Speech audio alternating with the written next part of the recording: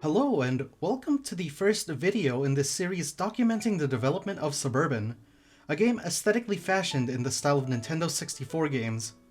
It'll feature high-speed ATB-style RPG gameplay inspired by the systems found in Final Fantasy X-2, a game that I found to be the best iteration on the turn-based system that was, unfortunately, put into one of the easiest games I've ever played.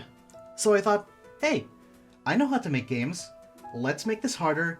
Let's make this funner. But why the N64?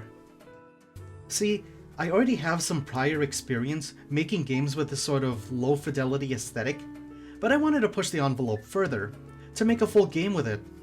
There's this childlike whimsy that the N64's worlds evoke, a sort of je ne sais pas in its graphical fidelity. Not enough that it's unpleasant, but your brain sort of has to fill in the gaps to make things make sense.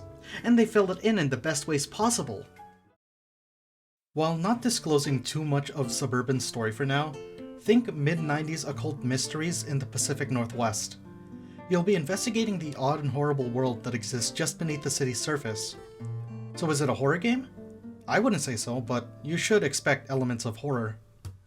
Now, to give you some of my background, I've been doing game development as a hobby for some 4 years now. I've mostly entered game jams just to gauge my skill level, and after my last project nearly 2 years ago, I decided that I'd hone my skills primarily in the RPG direction. That means action RPGs, turn-based RPGs, strategy RPGs. I studied different subgenres and I studied different game aspects from UI to animation to especially gameplay. SubUrban is that culmination of all my studying and practice, and I want to take you along for the ride.